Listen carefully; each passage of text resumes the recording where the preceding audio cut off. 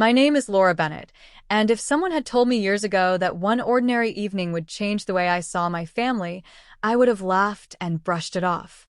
Life felt predictable, at least on the surface.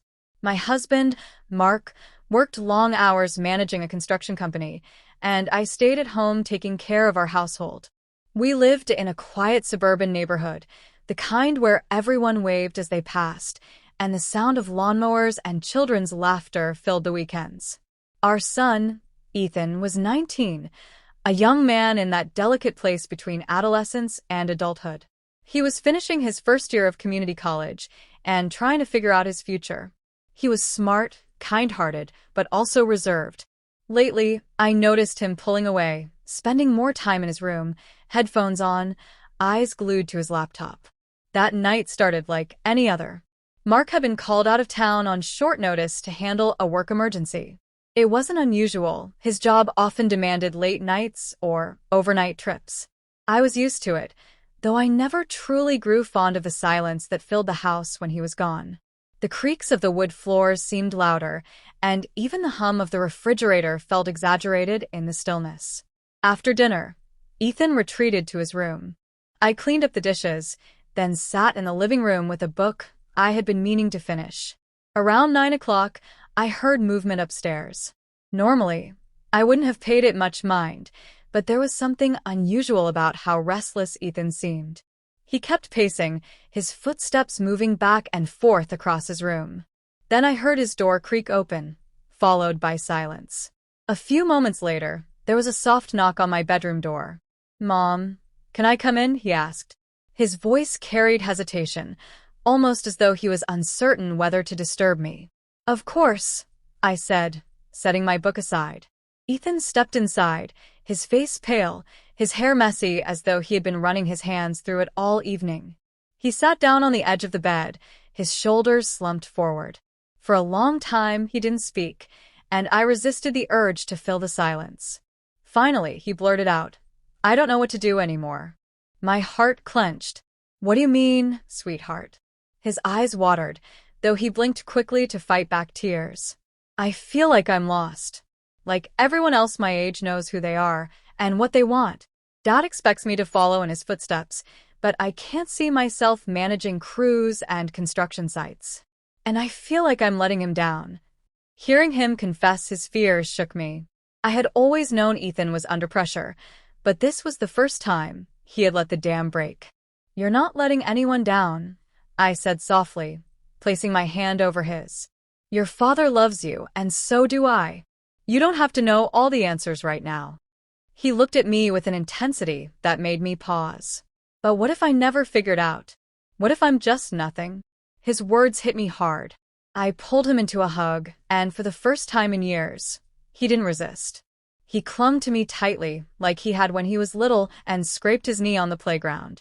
I could feel the weight of his fears, the pressure he had been carrying silently. That night, we talked for hours.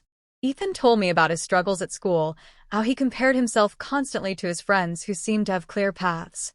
He admitted he sometimes felt invisible, like nobody truly understood him. I listened, encouraging him to let it all out. The clock ticked past midnight, but neither of us moved. He confessed things he had never shared before, how isolated he felt, how he worried he'd never live up to his father's expectations, and how sometimes he even doubted his own worth. My heart ached hearing my son speak with so much pain in his voice. When he finally grew quiet, I brushed his hair back like I used to when he was a boy. "Ethan, you are not nothing. You are my son, and you have so much good in you. Life isn't about being perfect or following someone else's path. It's about finding what makes you feel alive, even if it takes years." He whispered, "I don't think Dad would ever understand that." I hesitated but told him the truth. "Your father wants the best for you, but sometimes parents project their dreams onto their kids. It doesn't mean he won't love you if you choose differently. You just have to give him time to see it." Ethan's breathing slowed, and for the first time in weeks, I saw a glimmer of relief in his eyes. He leaned his head on my shoulder, exhausted from the emotional storm. By the time I tucked him into his own bed, the sky outside was beginning to lighten. That night, something shifted between us. He had come into my room carrying fear and shame, but he left with something new: hope. The following days were different. Ethan started opening up more, joining me in the kitchen while I cooked, asking about my day, even suggesting walks around the neighborhood. I noticed his shoulders weren't slumped as often, and he laughed more freely.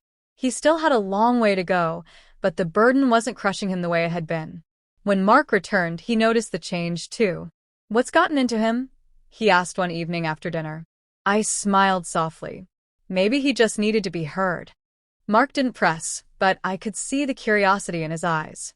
He was a good father, but he didn't always know how to reach Ethan. Sometimes it took a softer touch, when I had been given the chance to offer that night when my husband wasn't home. Weeks turned into months, and Ethan slowly started carving his own path. He took up photography, something he had always toyed with but never seriously considered. He began volunteering at a local animal shelter, finding joy in caring for creatures who couldn't speak for themselves. He wasn't following the blueprint his father had hoped for, but he was discovering who he was. Looking back, I realized that the night my husband wasn't home wasn't about secrecy or scandal, it was about connection. My son had come to me at his lowest, and instead of brushing him off, I chose to listen. That single choice created a bridge between us, one that had been missing for far too long. And so, whenever I hear the quiet creak of the stairs or the soft knock at my door, I remember that night. The night when silence broke, when fears spilled into the open, and when a son found his way back not only to his mother, but to himself.